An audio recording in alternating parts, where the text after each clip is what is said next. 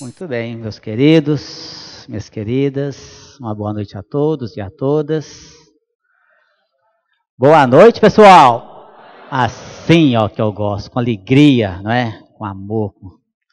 É uma alegria muito grande, vamos agradecer a Deus, nosso Pai, a Jesus, nosso Mestre, por mais essa oportunidade maravilhosa que Ele concede a cada um de nós estarmos aqui hoje, nessa casa abençoada, nessa casa iluminada, para mais uma noite de aprendizado, para mais uma noite de estudo tão importante dessa doutrina maravilhosa e consoladora. Hoje, meus queridos, me pediram que falasse de um tema aqui muito difícil, um tema muito complexo. É claro que eu não tenho a pretensão de esgotar este assunto tão difícil, né, até às 7 horas da manhã, que é o horário que foi me colocado. Nós vamos fechar as portas aqui, porque às 7 horas da manhã a gente tem que ir trabalhar, né? Então a gente vai até às 7, se alguém tiver que sair um pouquinho mais cedo, 6h30, não tem problema. Brincadeira, meus queridos, em 60 minutos é impossível nós dissecarmos um assunto tão difícil de falar. Falar sobre suicídio é muito complexo, mas também é muito importante. Tentaremos aqui, em linhas gerais, dar aqui, né, uma conotação do que é o suicídio, o que são as consequências desse ato insano que nós cometemos contra a própria vida. Os amigos espirituais têm nos pedido muito, em especial a nossa querida Ivone do Amaral Pereira, que sempre tem nos visitado nas nossas reuniões, e aqui tem pedido aos palestrantes que falem mais sobre esse tema, que está sendo muito pouco discutido, e tem preocupado muito a equipe espiritual, né, a espiritualidade superior, devido ao alto índice na humanidade que vem ocorrendo dessas situações. Então, nós teremos aqui a tentativa aqui de passar para vocês um pouquinho do que é esse tema, e depois vocês continuem estudando nesta casa, em outras casas e nos livros, né, sobre esse tema que é muito importante, né? Para nós começarmos a falar sobre essa questão do suicídio, a primeira coisa que nós temos que falar é sobre morte, não é? Para suicidar a gente tem que morrer, não é verdade? E o que é morte? O que é essa tão temível morte? A morte é o fim de tudo.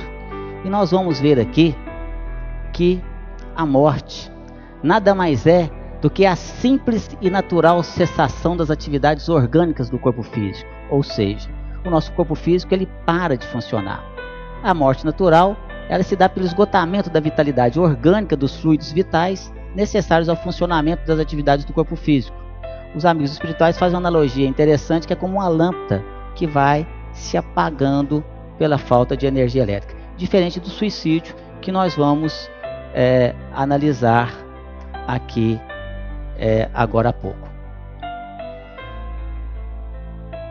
Entretanto, com a morte do corpo físico, a vida continua no plano espiritual, pois que não é mais do que uma transição, onde o espírito é desligado do corpo físico e ele passa então a viver na sua autêntica condição espiritual, onde ele é atraído, olha só, né, a gente ressalta aqui, né, para locais de acordo com a sua afinidade. Portanto, a morte, como na interpretação de muitas pessoas representa o fim da vida, não existe, porque a vida continua eterna no plano espiritual. E é assim que é, meus queridos, né? Nós não morremos, né? Nós simplesmente passamos de uma fase do plano físico para o plano espiritual. O nosso corpo físico, nós temos aqui um tempo, vamos chamar assim, um tempo de vida útil. É como uma bateria, como uma pilha que você coloca numa lanterna. Tem gente que usa mal a lanterna, usa a lanterna durante o dia, gasta mais. E essa pilha, quando ela vai acabando a sua energia, né, vai chegar ao ponto que ela não serve mais, acabou, tem que jogar fora. É assim mais ou menos com o corpo físico. E essa é a única certeza que nós temos nessa vida, que o nosso corpo físico vai morrer um dia. Ou será que aqui alguém acha que vai ficar para semente? Alguém acha que vai ficar nesse corpinho físico o resto da eternidade?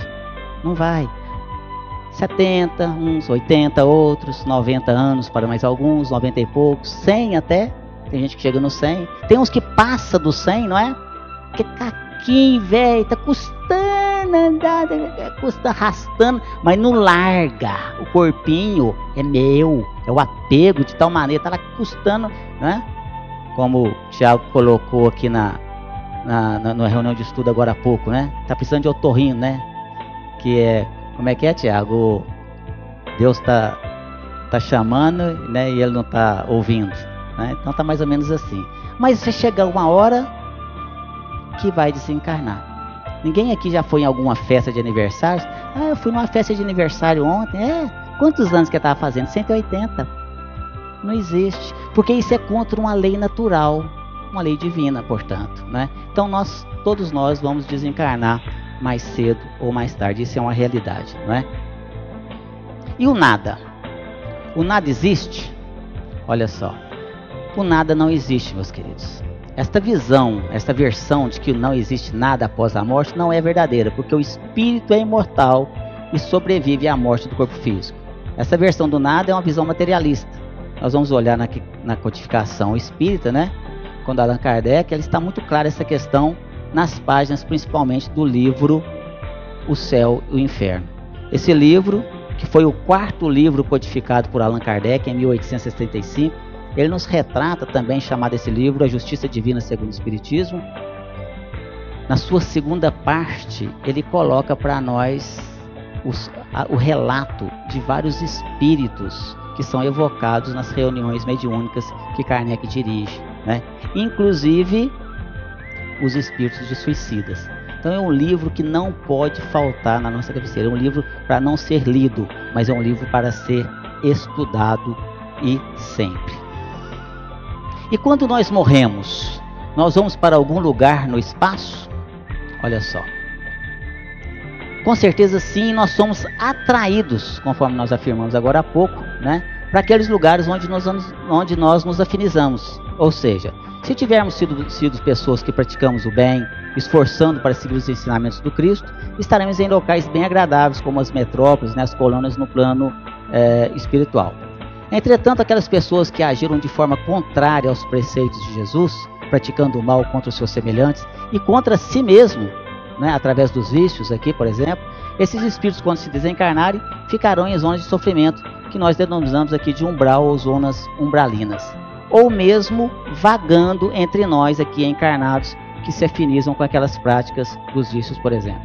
Naturalmente que serão todos ajudados e resgatados, cada um no seu tempo certo, mas Deus não desampara nenhum. Olha só, é importante nós entendermos, meus queridos, que não muda absolutamente nada quando a gente desencarna. Quando nós morrermos, seremos as mesmas pessoas. O dia que eu, Sérgio, morrer, por isso que na doutrina espírita nos ensina que nós desencarnamos. Por isso falamos desencarnar. Eu serei o mesmo Sérgio, com os mesmos defeitos, com as mesmas qualidades, com esta mesma aparência que eu estou aqui agora dessa última reencarnação. Não vou ficar nem mais burro, nem mais inteligente. Vou lembrar da minha esposa, do meu filho, dos meus amigos, dos meus parentes, e eu vou ser atraído para lugares de acordo com a minha afinidade. Se fui realmente uma pessoa aqui de bom senso, esforçando para seguir os preceitos cristãos, vou estar em lugares agradáveis. Caso contrário, em lugares bem complicados. Ou vagando, como nós colocamos aqui, entre os encarnados, por exemplo, que se afinizam aqui pelos vícios. Porque, como eu disse, não muda nada. Se a pessoa estava aqui, no plano físico, né, gostava de beber, de fumar, de usar drogas, por exemplo, quando desencarnar, se não estiver preparado e não quiser receber o auxílio, vai ficar entre os encarnados, que se afinizam com isso, bebendo junto, fumando junto, né? Não o líquido, mas as emanações. Fuma junto, se saciando com aquelas sensações, se satisfazendo ali com essas mesmas sensações do álcool, ali, né? Usando o encarnado para isso. Nós vamos ver isso de uma forma muito positivista num livro que eu gostaria de sugerir para vocês, né, aqui, e também aos internautas que nos assistem agora, né? Nossas palestras agora são todas gravadas em vídeo e disponibilizadas no site, mas que vocês possam estudar o livro Sexo e Destino, do nosso querido e saudoso Chico Xavier, ditado por André Luiz, ditado também para Valdo Vieira. O interessante desse livro é que André Luiz ditou uma parte do livro para o Chico Xavier e outra parte do livro para o Valdo Vieira, em capítulos alternados, inclusive. Tiveram que juntar os dois médiuns para editar o livro, né? E lá, André Luiz nos coloca, né, essa questão de como que os espíritos podem influenciar a nossa vida nessa questão aí dos vícios, por exemplo. Então é um livro também que a gente tem que estudar bastante. Bom, fizemos esse preâmbulo para então começar a entrar efetivamente no nosso tema, suicídio. O que é o suicídio? Olha só. O suicídio é um crime contra a própria vida. Define-se lá no dicionário: dar-se a morte a si mesmo, matar-se, causar a própria ruína. Olha só. Eu acredito que não existe uma definição melhor para o suicídio. Causar a própria ruína. Olha só. Nós não temos, meus queridos, o direito de tirar a nossa vida. Somente a Deus compete esse direito. Ele nos deu e Ele pode tirar. E o suicídio, longe de ser uma porta de saída, longe de ser uma válvula de escape, ele nos trará terríveis, horríveis consequências desse ato insano. Jamais será uma alternativa para que nós possamos resolver os nossos problemas. Esse não é o caminho e jamais será. E nós vamos ver isso no decorrer do nosso estudo dessa noite aqui, não é? Para que vocês possam ter a noção, a estatística nos mostra, por isso que a espiritualidade superior ela se preocupa tanto com essa questão e nos pede para falar muito sobre isso. A cada 20 segundos, uma pessoa suicida no mundo, no planeta. 3 pessoas por minuto. É muita gente, né? Em média. No decorrer dessa palestra, ao terminar essa palestra de 60 minutos, 180 pessoas terão se suicidado, em média. Por isso, essa preocupação aí dos nossos amigos espirituais com relação a isso. Existem categorias diferentes entre os suicidas? Olha só. Nós vamos ver aqui que existem basicamente 2 categorias de suicidas. Os suicidas voluntários ou conscientes e os suicidas involuntários, ou também chamados de suicidas inconscientes, não é? O que seria um suicida inconsciente? O suicida inconsciente ou suicida involuntário é aquele que não tem consciência definida de matar-se. Porém, ele pratica hábitos nocivos mortais, como a questão dos vícios, do tabagismo, do alcoolismo, das drogas psicóticas, né? Apesar de ter a informação do mal, que hoje a medicina está aí amplamente nos divulgando, né? Ele não está intencionado em se matar, né? Ele não diz, por exemplo, eu estou fumando e bebendo porque eu quero morrer, né? Ele jamais fala isso. Entretanto, ao se desencarnar e também quando reencarnar, olha só, sofrerá as consequências de ter lesado determinadas partes do seu corpo físico e, consequentemente, do seu perispírito, ou corpo perispiritual, como queira. Como também sofrerá as responsabilidades morais em ceder às paixões que levou ao caminho dos vícios. Olha só. O suicida inconsciente, como nós colocamos aqui, não é aquele suicida que quer morrer, mas ele está se matando, não é? E aí nós vamos ver aqui um relato interessante, que quem aqui leu o livro Nosso Lar, ou até assistiu o filme, né, vai ver que André Luiz, depois de longos 8 anos terrenos, quando foi resgatado nas regiões umbralinas pelo ministro Clarencio, e também por Lísias, né, e a equipe, e quando ele chegou e foi levado à colônia Nosso Lar, no hospital, falaram para ele, nosso irmão está aqui, mas que pena que ele veio através do suicídio. Aí o André Luiz, escutando aquilo, ficou bravo, né? Que isso, vocês estão ficando doidos? Essa não é minha ficha, não, meu prontuário não é esse aí, não. Vocês pegaram errado, né? Eu não suicidei, não, eu era médico, sou médico. Eu lutei contra a minha doença incansavelmente. Tá errado o que vocês estão falando aí, ficou bravo, né? Aí ele falou assim, suicidou sim, meu irmão. Você tinha uma vida desregrada. Você bebia demais. Você fumava demais. Você comia demais. Você era muito nervoso. Olha os brabinhos aí, ó. Os impacientes, né? Eu, por exemplo. Nervosinho, né? Aí. Onde é que vai entrar nisso aí? Está se contaminando, você está destruindo os seus órgãos internos, né? Por causa dessa braveza também. E dos vícios, né? Que você está danificando aqui. E nós vamos falar um pouquinho mais sobre isso também, né, daqui a pouquinho. E o suicídio consciente, né? Ou suicídio voluntário. É aquele em que voluntariamente a pessoa tira sua própria vida, de maneira violenta. Como, por exemplo, dando um tiro em si mesma, enforcando-se, se jogando sobre as rodas de uma locomotiva, se envenenando. Agora, olha só que coisa interessante, meus queridos. Mesmo neste caso, ocorrem situações diferenciadas, como o suicida, por exemplo, que premedita durante muito tempo aquele seu ato. Diferente daquele outro que, num momento de desespero, tira a própria vida. O que, mesmo assim, de forma alguma, justifica a sua atitude. E nós vamos pegar lá na obra do Livro dos Espíritos, que é, né, um livro fantástico, maravilhoso, que todos devem estudar, na questão 944, quando Kardec pergunta para os espíritos: tem o homem o direito de dispor da sua vida? E os espíritos superiores respondem: não. Somente a Deus assiste esse direito. O suicídio voluntário importa na transgressão dessa lei.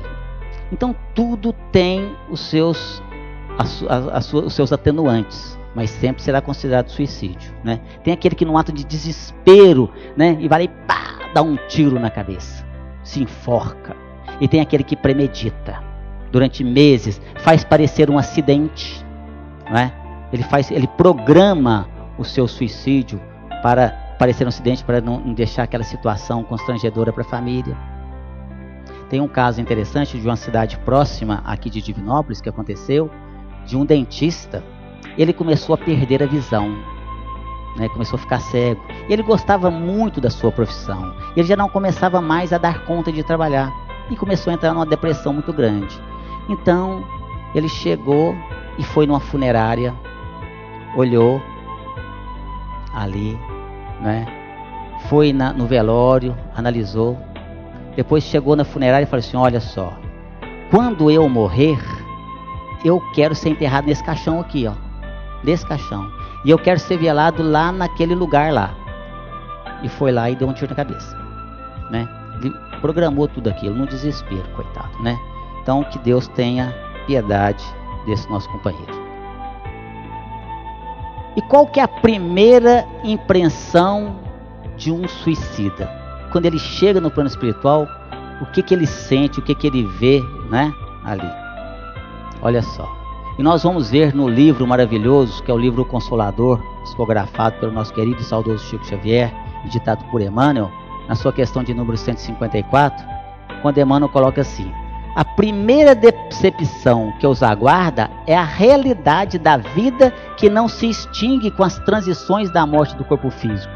Vida essa agravada por tormentos pavorosos em virtude de sua decisão tocada de suprema rebeldia. E nós vamos ver uma outra questão agora no Livro dos Espíritos, que é a questão de número 957, quando os espíritos respondem assim: há, porém, uma consequência a que o suicida não pode escapar, é o desapontamento. Olha só. Mas a sorte não é a mesma para todos. Depende das circunstâncias. Alguns expiam a falta imediatamente, outros em novas existências, que será pior do que aquela cujo curso interromperam.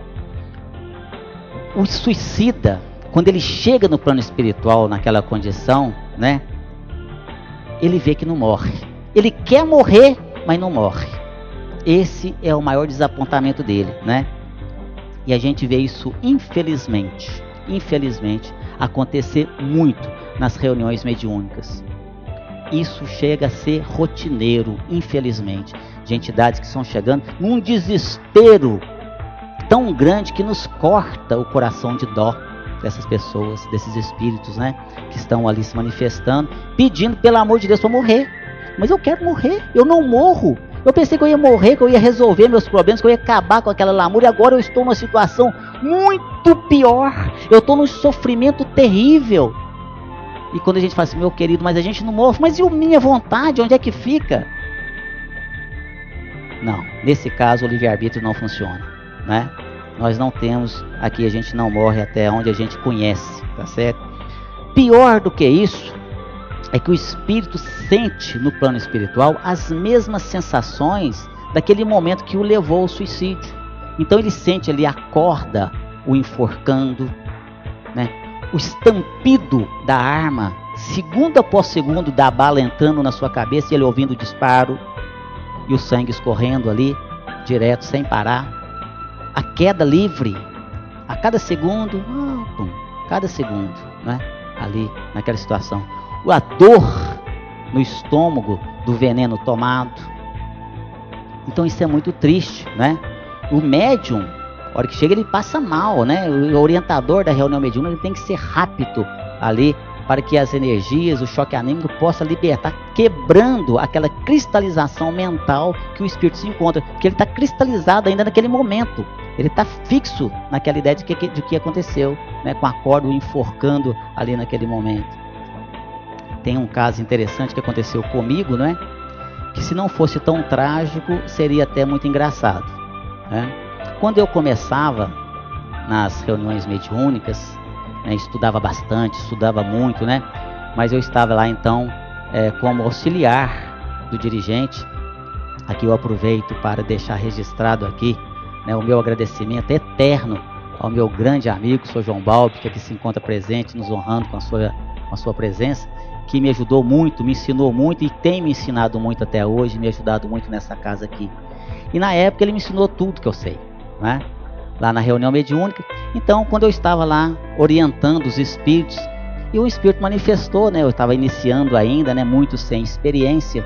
E o espírito manifestou assim: água, água, água, água. Eu assim: calma, meu irmão, calma, nós vamos arrumar água para você, né? Aqui, ó, nós vamos colocar aqui na sua boca aqui, né? Um copo de água. Não, não, não. Na verdade, o espírito tinha morrido afogado, né? E eu estava tacando mais água nele. Beba água, meu filho, né?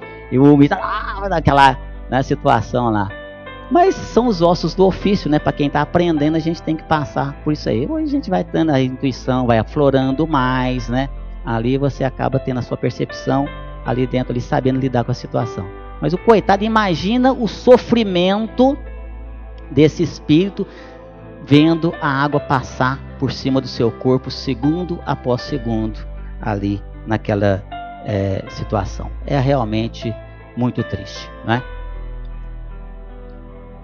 A falsa escapada, né?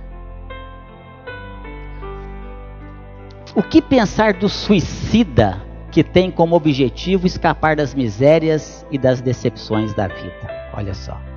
E nós vamos de novo recorrer ao Livro dos Espíritos, na questão de número 946, né? Quando Kardec ali pergunta para os espíritos, e os espíritos respondem assim: pobres espíritos que não têm a coragem de suportar as misérias da existência. Deus ajuda aos que sofrem e não aos que carecem de energia e de coragem. As tribulações da vida são as provas ou expiações. Felizes os que as suportam sem se queixar, porque serão recompensados. Ai, porém, daqueles que esperam a salvação, do que na sua impiedade chamam acaso ou fortuna. O acaso ou a fortuna, para me servir da linguagem deles, pode com efeito favorecê-los por um momento, mas para lhes fazer sentir mais tarde, cruelmente, a vacuidade, né? O vazio dessas palavras. Olha só. Todos nós, aqui, meus queridos, passamos por situações difíceis na nossa vida. É fato. Problemas, dificuldades, né? No nosso dia a dia, ali. Mas se nós estudarmos mais profundamente a doutrina espírita, nós vamos ver que essas dificuldades, que esses problemas que nós estamos vivenciando, que nós estamos passando, na verdade, são oportunidades de nós nos melhorarmos. Na verdade, são desafios que nós temos que superar. E aqui eu já gostaria de fazer uma sugestão para todos vocês que estão aqui hoje e também aos internautas. Vamos lá no nosso dicionário. Vai lá na palavra dificuldade e risca ela do seu dicionário. Vai lá na palavra problema e risca ela. E vai lá na palavra desafio e argole ela. Nós não temos problemas, meus queridos. Nós não temos dificuldades. nós temos desafios a superar. Cada dia da nossa vida que Deus nos dá é uma grandiosíssima oportunidade, é uma dádiva, é um presente que Deus nos dá de nós nos melhorarmos. É um desafio ali que nós temos que superar as nossas mazelas, as nossas iniquidades.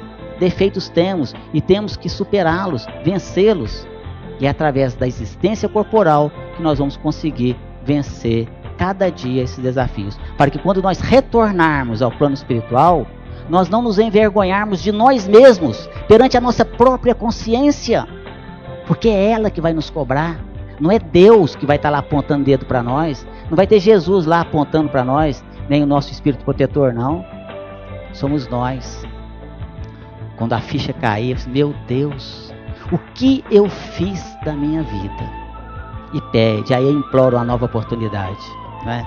Sendo que nós tínhamos tudo aqui para que nós pudéssemos vencer. E aí acaba suicidando, perdendo a oportunidade de se melhorar. E olha só, terão sequelas as futuras reencarnações desses espíritos que cometeram o suicídio? O suicida terá sequelas nas suas reencarnações vindouras. Este ato insano contra a própria vida danifica o corpo perispiritual, isto é, o perispírito, que é o corpo que acompanha o espírito na sua realidade. O perispírito é que dá forma ao corpo físico. Quando este é agredido, né, quando nós agredimos o corpo físico, o perispírito também é agredido, simultaneamente. Inclui-se aqui as agressões pelos vícios também, que provocam as mesmas sequelas, repercutindo no perispírito e também trazendo-as quando das futuras reencarnações. Para exemplificar, podemos citar aqui as situações de um tiro na cabeça, ocasionar um futuro distúrbio mental grave.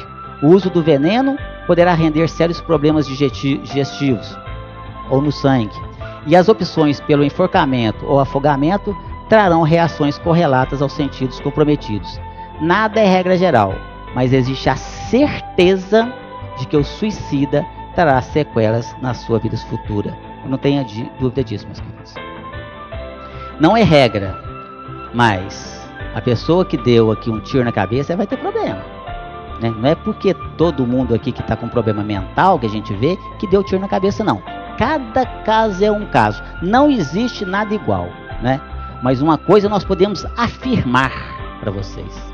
Esse espírito terá sequelas desse ato danoso que ele cometeu contra si mesmo. Ele danificou o seu corpo perispiritual, né? Danificando o seu corpo físico, obviamente, e simultaneamente ele danifica o seu corpo perispiritual, né?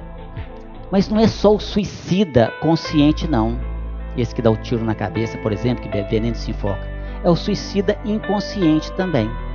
Esse também, como nós já vimos aqui nos slides anteriores, o suicídio inconsciente é aquele que está lá se matando sem ter a vontade de morrer.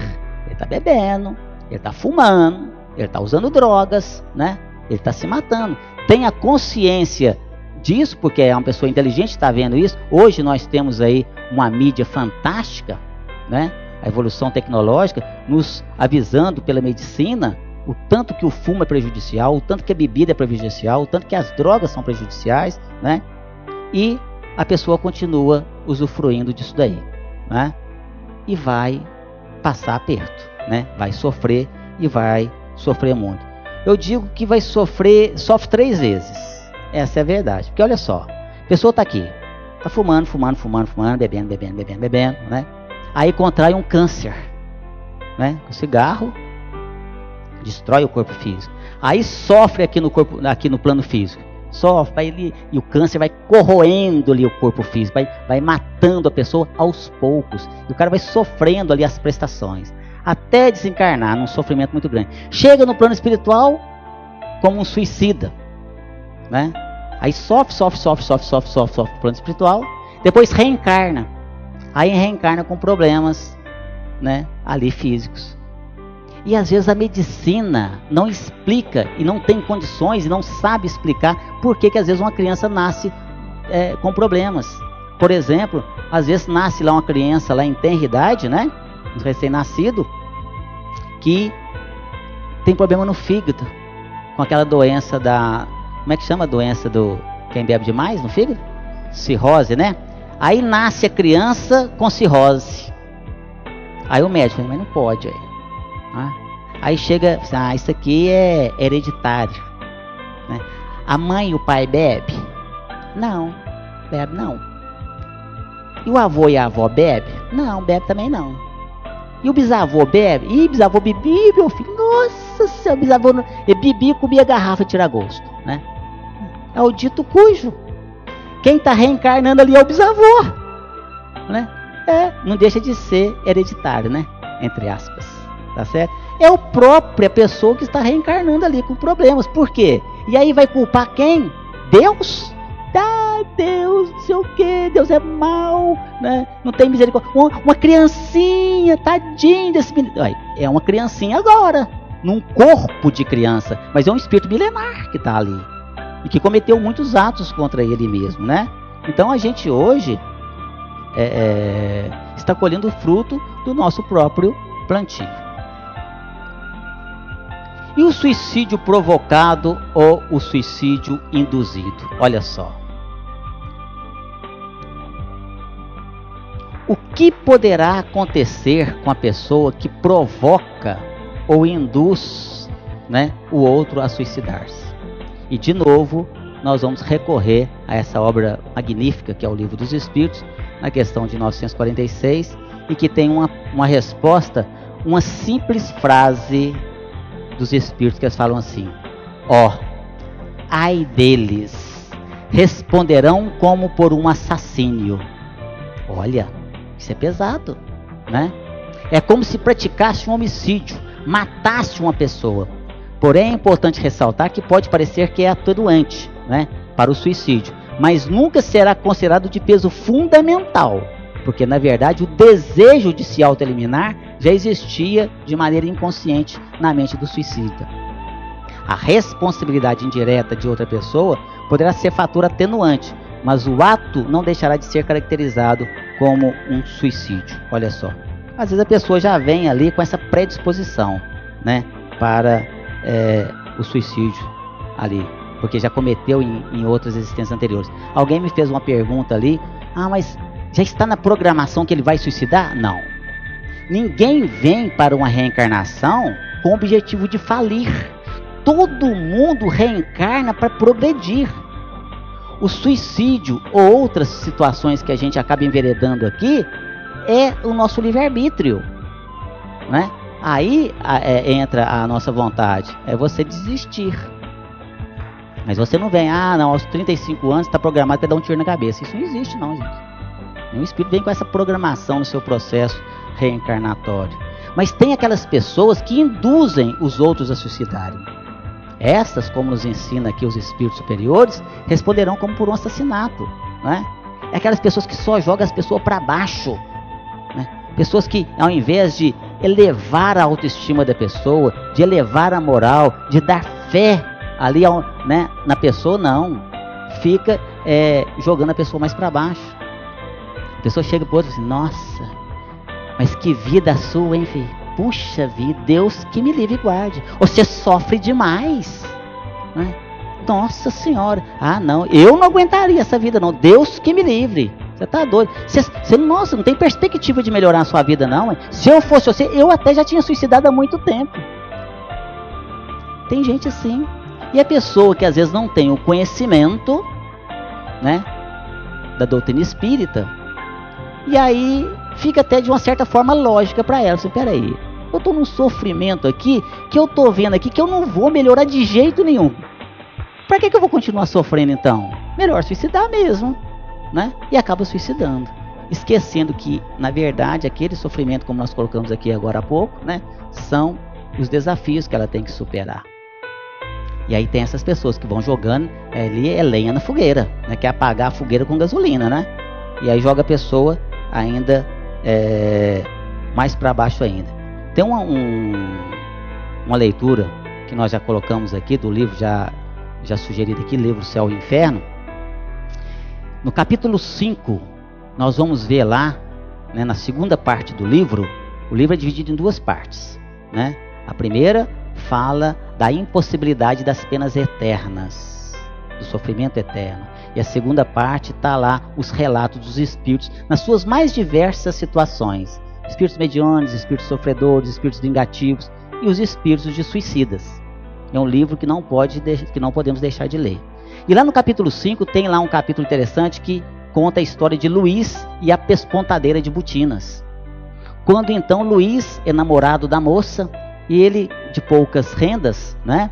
Não era uma pessoa abastada, então ele almoçava e jantava na casa da noiva para economizar, para poder casar com ela. E a moça tinha outros planos, ela queria uma coisa melhor, materialmente falando para ela. E certa feita ela chegou perto e disse: olha, vamos acabar com esse nosso relacionamento. Eu não quero mais e pronto, e acabou. E Luiz então ali tentou de todas as formas e acabou terminando aquele noivado. E a moça só escuta então, quando Luiz sai para o alpendre, ela escuta um baque de alguma coisa caindo. Ela achou que era uma brincadeira, alguma coisa, para chamar a atenção dela, mas quando os vizinhos chegaram, Luiz estava com a faca cravada no coração. Evocado por Allan Kardec, ele culpava a moça pelo seu suicídio. Não, eu suicidei por culpa dela. E aí era um sofrimento muito grande para a moça, que arrumou ali um inimigo ferrenho e que, num processo aí, que ele julgava ela por ter sido a causadora da sua morte. Tem um caso interessante também, que nos conta a espiritualidade de uma jovem muito boa, mas de uma pobreza muito grande, e tinha uma mãe, era só ela e a mãe era cega, então vivia às expensas da filha, que também tinha uma vida muito difícil, trabalhava para poder comer, para poder comprar o almoço e a janta, vamos chamar assim. E todo dia ela passava perto das mulheres ali, da região dela, e ela falou: oh, minha filha, você é uma santa. O dia que você morrer, você vai direto para os braços de Jesus. Você é uma pessoa muito iluminada. E aí, a senhora acha? Não, você é pessoa boa demais. Nossa, se você morrer hoje, você vai direto para o céu. É assim que você morrer, eu tenho certeza que você cuida muito bem de todo mundo, você é uma pessoa boa demais. E foi colocando aquilo na cabeça da menina. E a jovem foi colocando que assim: gente, então eu vou para o céu mesmo. E aí a menina foi e suicidou para ir lá. O maior martírio dela no plano espiritual era ver a mãe sofrer esmolando, porque a mãe dependia dela. Então olha só, induzida no egoísmo: eu vou para o céu, vou para o céu, vou para o céu. Então são casos que a gente tem que serve para nossa reflexão. O suplício de uma saudade. O que acontece com pessoas que se matam esperando se reencontrar com os entes queridos? Olha só. Isso é muito interessante, meus queridos? Não é só de problemas de saúde, financeiro, desgosto pela vida, depressão profunda, angústia e outras mazelas da alma e do corpo que podem levar ao suicídio, mas também o apego obsessivo por entes queridos que já desencarnaram. Na sua revolta causada pela perda e no desespero por não achar que vai conseguir viver com a ausência daquele ente querido, e no afã de acreditar no reencontro, o suicida comete o auto louco. Aí está o grande equívoco. E aí nós vamos novamente no Livro dos Espíritos, na questão 956, quando os Espíritos respondem assim: muito diverso do que esperam é o resultado que colhem. Em vez de se reunirem ao que era objeto de suas afeições, deles se afastam por longo tempo, porque não é possível que Deus recompense um ato de covardia e o insulto que lhe fazem, como duvidarem de sua providência. Pagarão esse instante de loucura com aflições maiores do que as que pensaram abreviar, e não terão para compensá-las a satisfação que esperavam. Olha só. E aí resignação, meus queridos? A resignação pela morte de um ente querido. E a gente vê isso muito nos velórios. As pessoas se debruçando sobre o caixão, chorando, se desesperando, arrancando cabelo, desmaiando até. E às vezes até pessoas que não se davam muito bem. Ali às vezes o marido e a esposa que não se bicavam muito, e a hora um que desencarna, aí fica o outro lá em cima, ai meu Deus, como é que eu vou fazer? Eu não vou conseguir viver sem ele, eu não vou conseguir viver sem ela. Isso não é saudade, isso é remorso. Temos que falar que amamos os nossos entes queridos é agora, não é depois que eles desencarnarem ou nós desencarnarmos, né? E às vezes a gente vê a pessoa ali debruçando, chorando. Ah, me enterra junto com ele. Ah, eu quero ir, que não sei o que, não é? Olha só, o desespero ali naquele momento. Tem um caso interessante que nos conta, não sei se aqui verídico como é que foi que aconteceu, que na hora do enterro, né, ali, na hora que foi fechar o carro, eu quero ir junto, né, e a mulher abraçava o corpo do marido, e os dois não eram muito bons ali não bicava muito não, né, e a hora que foi lá, eu vou junto, me enterra junto com ele, que eu quero ir junto, e não sei o que, aquele desespero danado, e eu não vou viver sem ele, eu quero ser enterrada junto. De repente a mulher escorregou e caiu lá dentro do buraco, lá na cova. Socorro, me tira daqui, tirei eu daqui, não dá querendo enterrar junto, né? Joga pasada de terra na cabeça dela, mas fica nada. Quem é que quer ser enterrado vivo, gente, né? Aí você vê que aí a hipocrisia, né? Em muitas situações, não são todas, é claro. Não é? A gente não pode generalizar. Mas esses casos, meus queridos, às vezes a pessoa então, nessa irresignação, ela se mata na ânsia de encontrar com o ente querido. E aí vai para lugares muito piores. E muito distante daquela pessoa ele vai estar. Porque não é assim que ele vai conseguir encontrar com aquela pessoa. Não é? Ajuda fraterna. Como que nós devemos ajudar uma pessoa que diz que pretende se suicidar?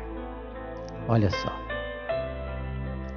Todos os recursos disponíveis deverão ser utilizados. A psicologia é de grande auxílio. E em alguns casos a psiquiatria poderá ser uma excelente terapia.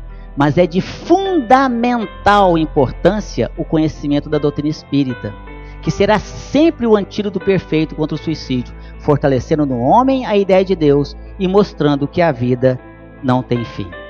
Olha só, meus queridos. É jamais, em tempo algum, nós virarmos as costas para quem quer que seja que estiver nos procurando, passando por situações difíceis. É não mensurar a dor dos outros. Nós não temos esse direito. Nós não podemos mensurar a dor daquele nosso irmão. Às vezes a pessoa chega para nós com um problema que para nós é uma coisa tão insignificante, mas que para ele ou para ela é o fim do mundo. A pessoa chega e diz, eu terminei o meu namoro, eu vou suicidar. Aí você fala assim, mas que bobeira, hein? Tá doido? Para com isso, que bobagem. Tem um tanto de homem aí, um tanto de mulher aí, ó. Para com isso. Que isso? Aquilo é o fim do mundo para aquela pessoa. Se você já superou essa fase, se você aquilo já não te afeta se acontecer com você, para aquela pessoa ela está no estágio que aquilo ainda ela não consegue suportar, ela não consegue superar. Então nós temos que ajudar, meus queridos. Nós temos que ter caridade. Praticar a caridade é isso, é emprestar o ombro. Há um tempo atrás, quando eu ajudava muito, hoje eu não tenho tempo de ajudar, né, nas outras casas, porque essa casa aqui é muito grande, me toma todo o meu tempo, 7 dias por semana. Na época eu era coordenador de estudos lá do Centro Espírita Maria de Nazaré, e numa parte da manhã, né, ali logo depois ali da palestra e tudo mais, eu saí correndo, né, já ali super atrasado por meus compromissos, porque a minha vida é uma loucura. Eu não sei como que dá tempo nas 30 horas do meu dia, porque o meu dia tem 30, né? E eu já saí correndo ali na porta do centro, já com um monte de coisa para fazer, e eu cruzei com um jovem. Esse jovem estava parado do lado de fora, olhando lá para dentro. Eu parei, bom dia, bom dia, bom dia. Mas a hora que acendeu aquela luzinha vermelha, falou, opa. Aí voltei, tudo bem? Ele olhou, não respondeu. Eu disse, você não gostaria de entrar para conversar com alguém? Ele falou assim, talvez. Aí acendeu outra luzinha vermelha. Tem alguma coisa errada. Vamos entrar, tomar uma água, né? Aí ele entrou, aí eu fui buscar, né, ali uma pessoa para atendê-lo, né, fazer o atendimento, lá chama atendimento fraterno, né? Para fazer o atendimento com aquela pessoa. E não tinha ninguém naquele dia. As pessoas, né, tinham faltado naquele dia. Oh, meu Deus do céu, né? Como é que faz? Aí eu falei assim, vem cá, você não gostaria de conversar? Talvez, vamos conversar comigo, vem cá. Aí nós levamos ele para a salinha lá de atendimento. E eu fiquei com essa pessoa, nesse momento eu desliguei meu celular, né? Fiquei com ela 4 horas e 20 minutos conversando. Que é a parte da manhã toda. Quando nós terminamos a nossa conversa, ele disse para mim assim, olha moço, deixa eu falar uma coisa para você. Eu não sou espírita. Aliás, eu não sou nada. Eu não sei o que eu estou fazendo aqui. Eu não sei por que eu parei na porta dessa casa. Alguma coisa me fez eu parar aqui. Mas naquele momento que você me chamou para entrar, eu estava indo pular naquela ponte ali. Lá tem uma ponte ali perto do centro, né? E hoje seria o meu último dia de vida. Mas hoje, depois dessa nossa conversa, eu não vou fazer isso mais não. Agora eu sei que eu tenho que resolver meus problemas. Agora eu entendi. E hoje ele está muito bem. De vez em quando eu encontro com ele por aí, né? E eu fiquei pensando depois. E se eu tivesse passado rapidamente, né, ali, ido embora, ou levado ele lá para dentro da sala e não tivesse ninguém, eu disse, olha, volta amanhã. Amanhã tem gente aqui para conversar com você. Já não teria tempo mais. Ia conversar com ele só se fosse uma reunião mediúnica, né? Então, meus queridos, o que quero dizer com isso? Não deixem as oportunidades passar de ajudar as pessoas. Não percam essa oportunidade. A equipe espiritual leva um trabalhão danado às vezes para encaminhar uma pessoa até a sua frente. Se você não tem condições de ajudar, encaminhe para alguém que tem essa condição. Mas jamais vire as costas, né? Isso é que é importante.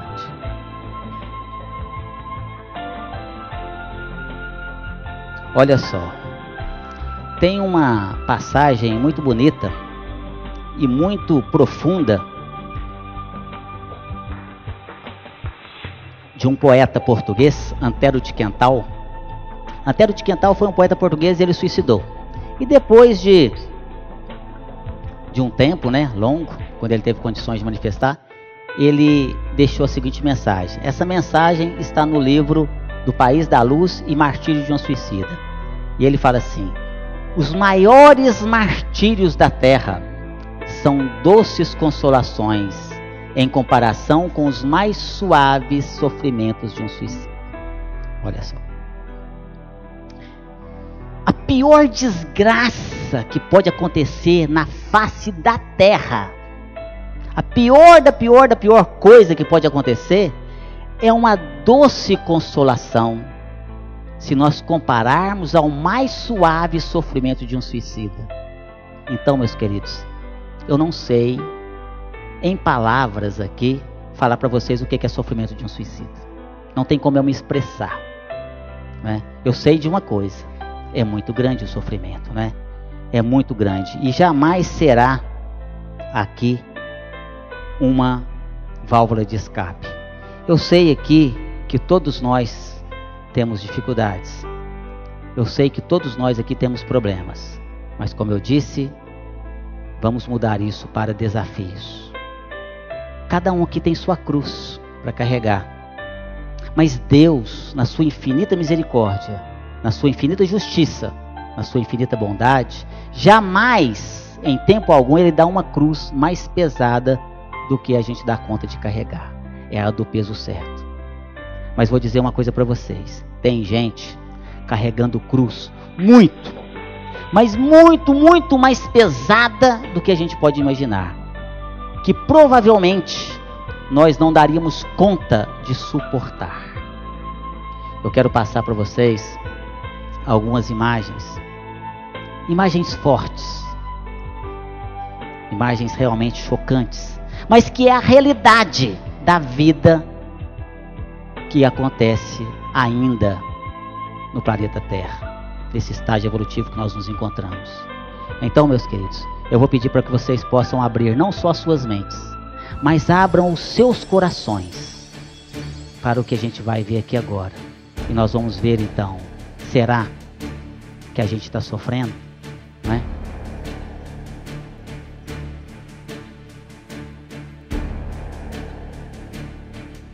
Se acha que é infeliz, olhe para eles.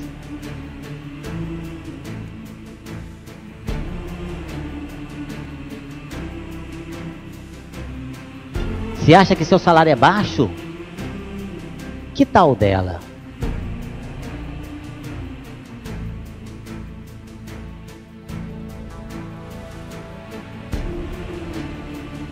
Se acha que não tem muitos amigos, que tal dele?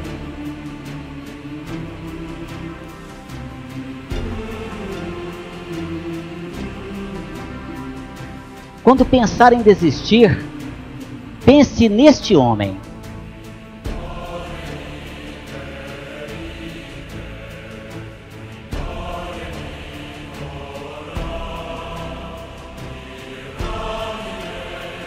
Se acha que sofre na vida, sofre tanto quanto ele?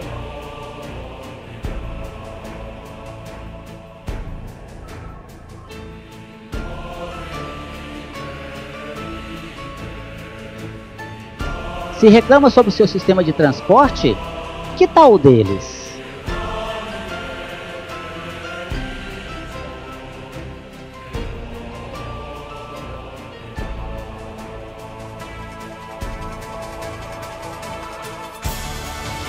Se a sua sociedade é injusta consigo, que tal a dela?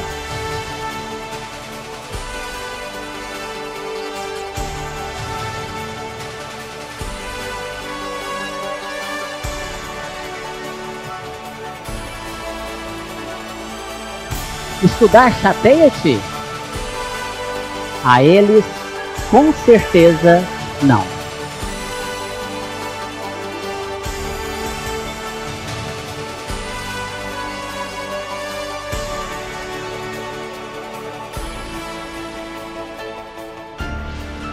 Você odeia comer verduras?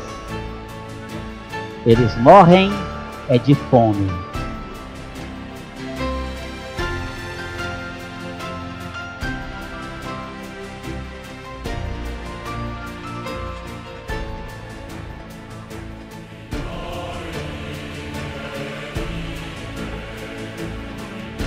O carinho dos teus pais te cansa?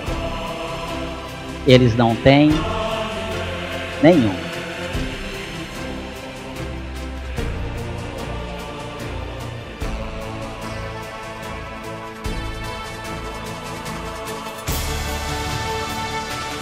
Você está enjoado dos mesmos jogos? Eles não têm nenhuma opção.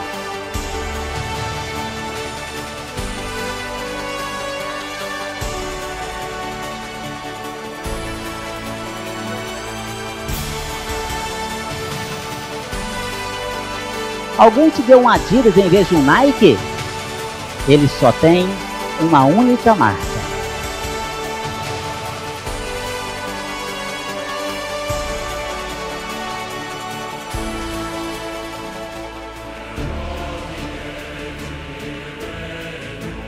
Não estás agradecido por uma cama para dormir? Eles gostariam de nunca mais acordar.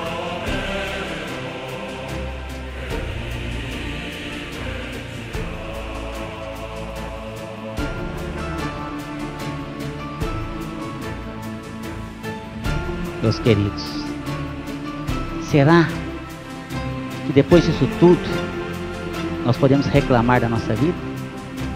Eu digo para vocês, nós somos indignos de reclamar da nossa vida.